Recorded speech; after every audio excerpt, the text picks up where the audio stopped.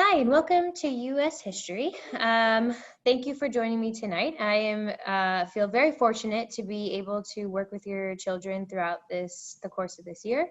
So thank you for coming and thank you for listening. To get started, we'll start off with who I am. So my name is Amanda Ameling. I was born and raised in Naperville, so not too far away from here. I went to Neuqua Valley High School, and after I graduated there, I went to Miami of Ohio, mainly due to a cross-country and track opportunity. So I did continue athletics into college, which was an awesome experience. While there, I got a major in education and as well as a major in history. And then I also minored in coaching, which is super random, but coaching has always been a passion of mine. And then to continue education, this past summer, I finished up my master's in educational technology, which probably couldn't have come at a better time. I student taught in Australia, so I thought that was kind of a cool fact, and that was something that really shaped my perspective on the fact that education systems are different around the world. So it was just a cool experience. I'm a huge fan of traveling, so that kind of sparked my beginning of my travels. So the picture that you can see is that's kind of cut off is my husband and myself, and there we're in Vienna. So we did a 3-week trip of Europe. One of those things that we talked about wanting to do for so long, and it took us all through our 20s until we finally got to our 30s to say, okay, we need to get out to Europe. Before we have children. And so then we also have a daughter named Luna, and she just is turned 1. So she is a huge part, obviously, of my life, and family is a huge part of my life. They are my motivating reason for why I do what I do.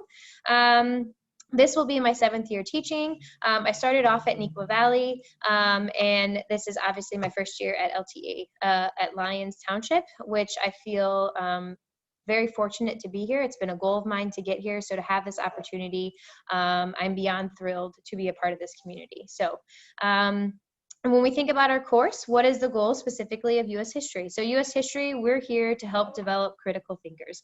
We want students to question things. We want students to be able to take their knowledge, take what they understand, and apply it to the world. And the goal of this is to help them become active participants when they're able to, of the legal age, to impact our country, and even encourage them to start being participating now at the age that they are. 2 points that I think are really important that is about this class is content is important, but we want to ensure skills. We want to ensure that students can question, can critically analyze situations, can apply information that they've learned to the situations around them. We want them to develop the skills that they need to be successful. Content will help us do that. And then we also want to build desire, right? A U.S. history, I think, is often a hated class. So we want to make sure that they enjoy U.S. history, that they see the purpose behind it, and that they look forward to understanding so that they can help make connections to the future. So that's what we're going to do also, is connect our past with our future and evaluate our role over time within the world. So how does America, what is America's role? How does the world view us? And how that has changed and shaped us throughout time. Here are the different units. We have 13 of them, which are quite a few, but these are as nice as that it breaks it up so that students are learning in small chunks rather than a ton of information all at once. So I think it's quite helpful. With that, we have 6 units in the first half, and then we get through the second half in the second semester. So sometimes students start to buy into U.S. history once we get maybe into the second semester, because the topics maybe apply they're more excited about, but I do have some students that said that they're really excited about the beginnings of America. So hopefully we can make all units enjoyable as we move through the course of the year. Formatives and summatives, I want to just cover this because this is going to be something that we hear a lot. Formatives are simply practice. It's practice to get ready for a summative. Formatives will not show up in the gradebook, and they will show up in the gradebook, but they will not impact your grade. And they show up in the gradebook so that we can track progress and make sure that students are doing what they need to be doing. This will be in the form of homework assignments and quizzes. A lot of the quizzes are going to be formative that we have because they are the practices for the summative. The summative always happens after practice. It will impact the grade. And each unit that we have will have a summative test that also includes multiple choice questions and a written portion. So students have both ways to demonstrate their understanding. We also have a retake policy, which so if students don't do well in these summative pieces, I encourage them all to retake because they can. There is a process that's outlined in the syllabus, but that is an option for students. So if your student is unhappy, encourage them to reach out to take that retake. Here is the gradebook. We will be using Infinite Campus. We use M for missing, so if an assignment hasn't been turned in, you'll see the M in the gradebook. Formatives and summatives will be in the gradebook as well. Formatives are not impacting the grade, summatives impact the grade. If you see for formatives a 1 ever, that just means that they've turned it in. If it's like a 1-point assignment, that's just me communicating, yep, they turned it in, and if they didn't, it will be an M. Remote learning, so crazy times, right? So the best resource that students have is Canvas, which I'll show you at the end of this. They have a calendar that's updated weekly. They have a Google Drive where they can access materials. They have a daily agenda that I post so students know exactly what we're going to be doing in class together. And just to stress, Canvas is not the grade we use. So do not rely on the Canvas grade. If it's for some reason a really bad grade, a really low percentage, it's not what we're relying on. So it's not an accurate representation of their grade. And then what does a lesson look like?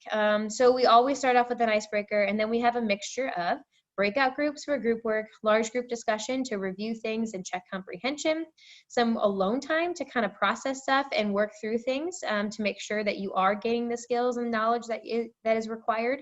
And then to have student engagement, we do polls, virtual reactions, and we use that chat function as well to help maintain student engagement. My goals as a teacher. So why am I a teacher? Why do I do what I do? I love teaching. It drives me. It's my passion. I love helping other people, and I find that teaching is a way to do that, as well as coaching. So I love helping students learn. I love helping them find their voices. I want them to question things, everything, even things that I give them.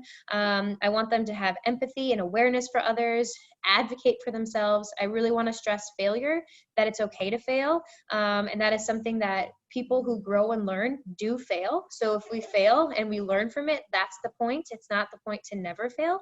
And I do not want to make my life worse for my students. So if your child ever feels overwhelmed, doesn't understand something, needs help or direction, please have them reach out to me. I am here to make their lives better, not to make their lives worse.